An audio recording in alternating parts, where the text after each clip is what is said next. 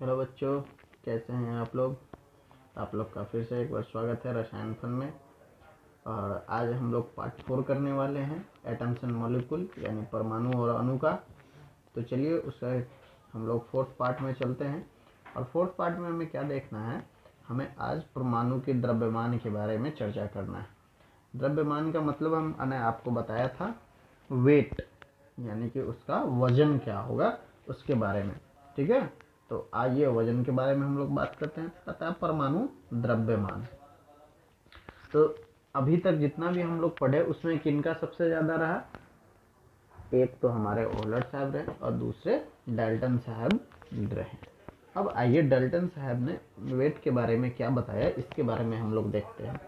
तो कहते हैं कि डाल्टन के परमाणु सिद्धांत की सबसे विशिष्ट संकल्पना परमाणु द्रव्यमान की सिद्धांत थी।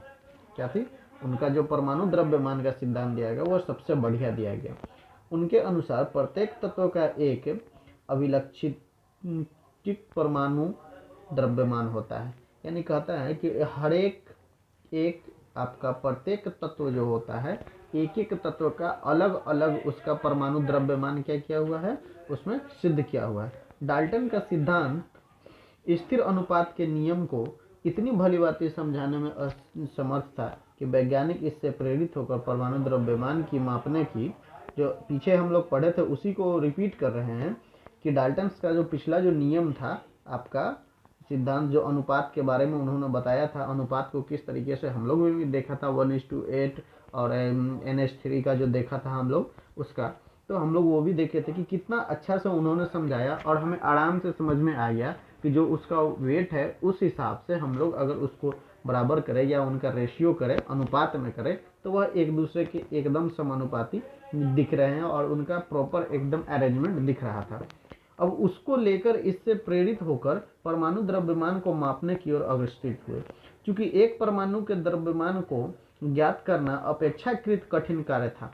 क्या होता कि अगर एक परमाणु के हम लोग निकालने चलते वेट, तो यह तो थोड़ा दिक्कत था, लेकिन इसके साथ अगर हम यौगिकों का, एक यौगिक का जुड़ा हुआ का अगर निकालते तो यह थोड़ा सा आसान होता है। जैसे आपको कह दिया जाए कि एक राई का ढेर है, ठीक है, उसमें से आप एक राई को, राई तो समझ में आता है ना सब कोई को, मस्टर्ड जिसको बोलते हैं इंग्लिश में, तो राई के एक अगर राई को वजन करने के लिए आपको बोल दिया जाए तो थोड़ा सा कठिन होगा। क्यों? क्योंकि उतना छोटा आपके पास वेट बैलेंस नहीं होगा, यानी जिसको तराजू बोलते हैं वो आपके पास नहीं होगा। लेकिन अगर वही अगर एक पैकेट में रख दिया जाए और उसके बाद आपको बोला जाए कि इसको वेट कीजिए, तो आप एक काम कीजिए, आपको कह दें हम कि 200 पीस राई को एक साथ रख के वेट कीजिए, तो 200 को तो आपको पता है कि क्वांटिटी 200 पीस है और उसको एक साथ वजन कीजिएगा तो उसका कुछ ना कुछ तो वजन उतरेगा। तो इस तरीके से आप उसका एक का निकाल सकते हैं। मान लीजिए 200 राई का वजन आपका 200 ग्राम आया, यानी कि एक राई का वजन 1 ग्राम हुआ।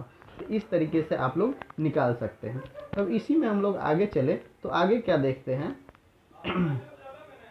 हम यहाँ पर एक यौगिक कार्बन, ठीक है, क्या करेंगे, एक कार्बन मोनोऑक्साइड CO, ठीक है, C और O। कार्बन कितने नंबर पे आता है? कार्बन 6 नंबर पे आता है। ऑक्सीजन कितने नंबर पे आता है? 8 नंबर पे आता है। ठीक है, तो कार्बन 6 और ऑक्सीजन 8 नंबर पे। ठीक है, अब इसका हम जानते हैं, ऐसे तो हमें पता है कि इसका वजन कितना होता है, 12 AMU होता है।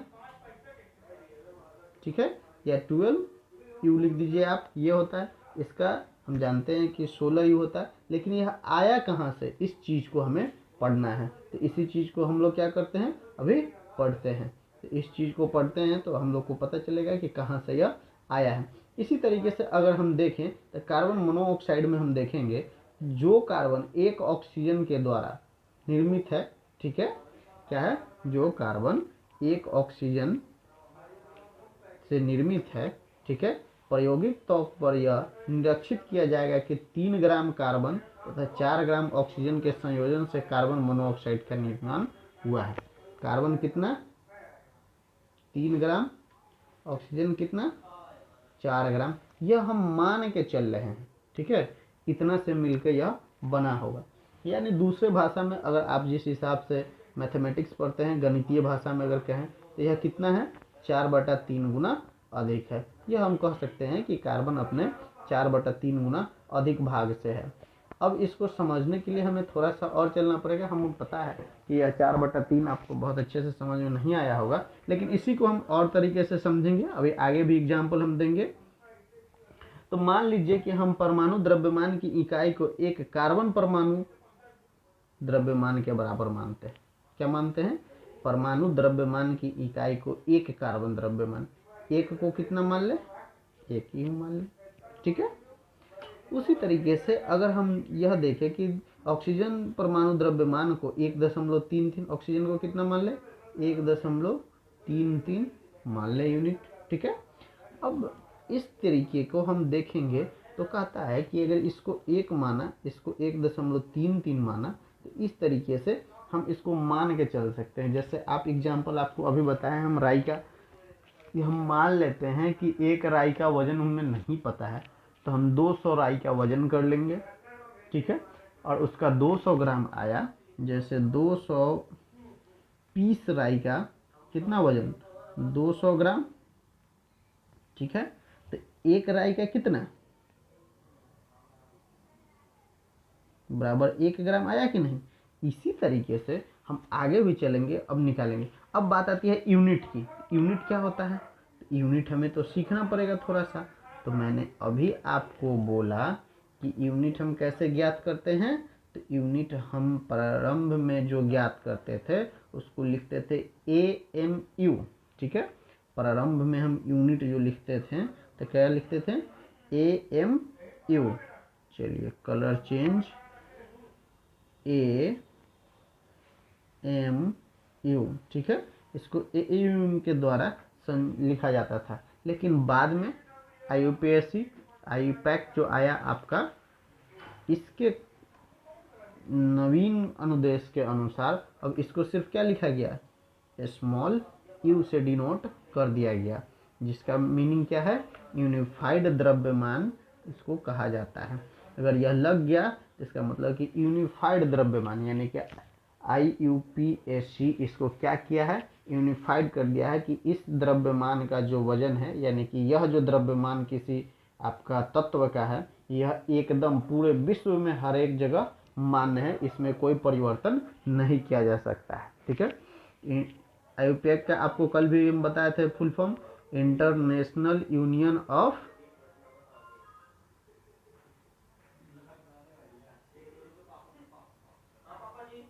Pure and applied chemistry.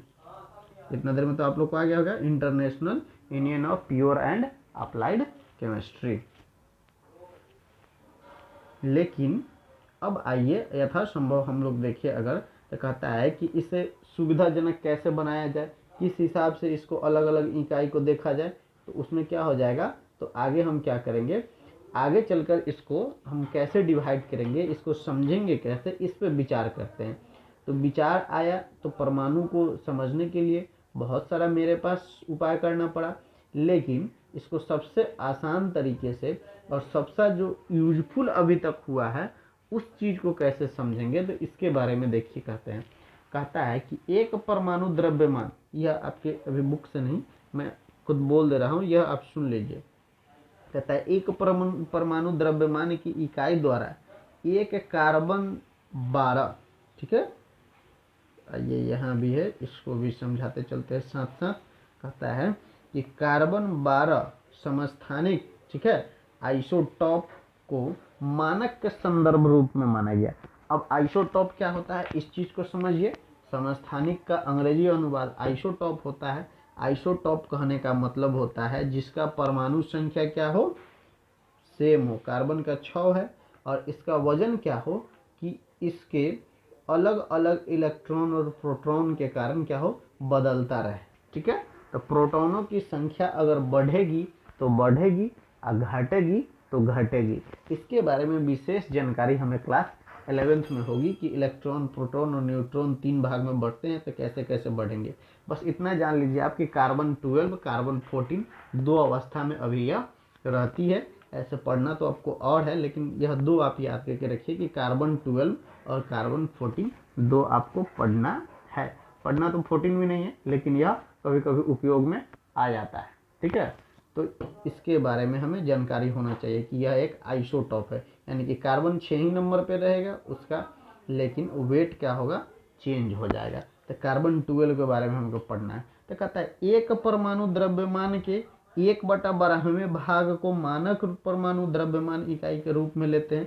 कहता है कि अब 1/12 यानी कि कार्बन का कौन सा भाग, 12वां भाग, किसी भी की मॉलिक्यूल का कितना भाग, 1/12 भाग, यानी कि उसका 1/12। अब जैसे इसको कितना माना गया, 1 U माना गया। क्लियर कर देते हैं, आपको ज़्यादा समझ में आएगा। क्या है कि अगर आपको इधर देखिए 1 U बराबर, ठीक है, 1 U बराबर 1/12 क्या, कार्बन का 12 पार्ट। ठीक है, यह वाला आपको हमेशा याद रखना है कि 1 U के बराबर क्या है, 1/12। जो अब जैसे हाइड्रोजन का, तो हाइड्रोजन का क्या हो जाएगा, हाइड्रोजन का आपका हो जाएगा 1 U। यह किसके बराबर, 1/12 कार्बन 12 के बराबर। इसी तरीके से अगर हम दूसरा कोई ले ले, मान लीजिए आपका नाइट्रोजन ले लेते हैं, तो नाइट्रोजन का क्या हो जाएगा, कितना होता है 7, तो 7 दूना 14, 14 गुने कितना, 1/12 का कार्बन 12। अब इसका मतलब हम जानते हैं यहाँ 1 U है, तो 14 गुने 1 U बराबर 14 U। क्या कोई दिक्कत, इतना तक तो आपको निकालना है क्या। तो इसी को हम कहते हैं कि किसी भी मॉलिक्यूल का कौन सा भाग, तो 1/12वां, यानी कि 1 को कितना भाग करना है, 12 भाग करना है। इसको और हम नीचे समझाते हैं, जो आपको दिया हुआ है तरबूज को अगर मान लेते हैं, कहता है कल्पना कीजिए कि एक फल विक्रेता बिना मानक भार के फल बेच रहा है। वह एक तरबूज लेकर कहता है कि इसका द्रव्यमान 12 इकाई है। तरबूज आप लोग भी खरीदने जाते हैं, तो वहाँ पे वह उसके पास वेट वाला नहीं है, तराजू नहीं है, तो वो कैसे निकालेगा, कहा कि साहब यह 12 आपका इकाई का है, 12 द्रव्यमान इकाई इसका है। तो आपको अब लेना कितना है, मान लीजिए आपको 1 टुकड़ा, 2 टुकड़ा, 3 टुकड़ा लेना है, तो वह क्या करेगा, पहले 12 इकाई में उसको बराबर बराबर टुकड़े में काट देगा, तथा टुकड़ा करता है, तथा पता है कि उसके द्वारा बेचे गए प्रत्येक फल का द्रव्यमान तराजू के एक टुकड़े के द्रव्यमान के सापेक्ष है। यानी कि 12 टुकड़ा करता है, उसका अंदाज इतना अच्छा है कि एक टुकड़ा का द्रव्यमान दूसरे के बराबर, यानी कि एक टुकड़ा का जो वजन होगा वह दूसरे टुकड़ा के क्या होगा, बराबर होगा। इसी तरीके से तो क्या, वह 12 का जो आपका वजन होगा वह एक दूसरे के बराबर होगा कि नहीं। मान लीजिए एक यह ले लिया, इसको 12 टुकड़ा कर दिया, अब इसका वजन इसके एकदम बराबर है, एक टुकड़ा के बराबर क्या, दूसरा टुकड़ा जो आपका होगा उसके बराबर है। एक और यहाँ पे बना देते हैं हम, यह भी मान लीजिए क्या है, टुकड़ा है आपका किसका, तरबूज का टुकड़ा है। तरबूज का टुकड़ा ले लिए, ठीक है, लीजिए इसमें बीज भी लगा दे रहे हैं, अच्छा लग रहा है ना।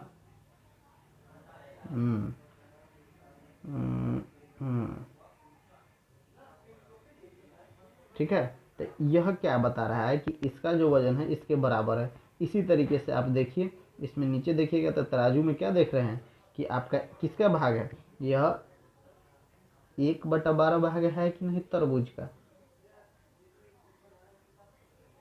तरबूज का 1/12 भाग है ना। उसी तरीके से बी में इसके करके फल विक्रेता फलों को कैसे तौल सकता है। अब उसको पता चल गया कि 12 इकाई, क्या बोला था कि 12 इकाई के बराबर है द्रव्यमान के, ठीक है। अब उसको एक पता चल गया कि एक कितना है, 1/12 हो गया इकाई। अब इसी को यह सेब से बेच रहा है, सेब को क्या करेगा, 1/12 के बराबर करके बेचेगा। तो इससे हमको क्या पता चला कि जितना भाग हमको पता था उसी से हम दूसरे को क्या किए, कंपेयर किए। IUPAC से क्या किया, उसको IUPAC क्या किया, उसको मान लिया कि यह आपका क्या है, फिक्स है, यानी कि इसको आपको मानक मान के चलना है कि पूरे विश्व में यही आपका एलिजिबल होगा, तो उसको वही मान के हम लोग आगे चले। इसी तरीके से अगर हम आगे देखें तो इसमें क्या देखेंगे कि तत्व और परमाणु भार देख लेते हैं। तो तत्व और परमाणु भार देखिए, तो कहता है कि हाइड्रोजन का 1, ठीक है, जो निकाल लिए, कार्बन का 12 निकाल लिए, नाइट्रोजन का 14 निकाल लिए, हाँ, तो नाइट्रोजन का 14, ऑक्सीजन का 16, सोडियम का 23, मैग्नीशियम का 24, सल्फर का 32। तो इस तरीके से यह कुछ आपका परमाणु द्रव्यमान मॉलिक्यूलर वेट आपको दिया हुआ है, इसका तत्व दिया हुआ है। अब इसी तरीके से आप हर एक का निकाल सकते हैं, ठीक है। अब आगे हम लोग बात करें तो बात आती है कि परमाणु किस प्रकार अस्तित्व में रहता है। यानी कि कहने का मतलब है, अस्तित्व का मतलब आप लोग क्या जानते हैं? अस्तित्व का मतलब यह होता है कि आप अगर अपने पापा के पुत्र हैं तो आपका अस्तित्व क्या है? आप इनके पुत्र हैं। यानी कि आप कहाँ से आए हैं, इस चीज़ की जानकारी आपको होना जरूरी है। इसी के बारे में हम लोग चर्चा करेंगे। तो कहता है कि अधिकांश तत्वों के परमाणु स्वतंत्र रूप से अस्तित्व में नहीं रहते, स्वतंत्र रूप से नहीं रहते, अणु एवं आयन बनते हैं। ये अणु अथवा आयन अधिक संख्या में पुंजित होकर वह द्रव्य बनाते हैं जिसे हम देख सकते हैं, अनुभव कर सकते हैं अथवा छू सकते हैं। अब आप फैमिली मेंबर में सबसे बड़े आपके पापा हैं, पापा के बराबर मम्मी हैं, मम्मी के आप हैं, पुत्र आप हैं, बहन हैं। इस तरीके से पीढ़ी दर पीढ़ी आपका क्या है, चला आ रहा है। अब देखिए, एक दूसरे से सब कोई जुड़ा हुआ है। आप जुड़े हुए हैं अपनी सिस्टर से, सिस्टर आपकी मम्मी से, फिर मम्मी आपके पापा से, आप पापा से। तो इस तरीके से जुड़ा हुआ क्या हुआ है, आपका एक दूसरे से जुड़ा हुआ, और वो सब मिलके क्या बना, परिवार बना। इसी तरीके से क्या होता है कि या तो परमाणु अणु में रहता है या आयन में रहता है।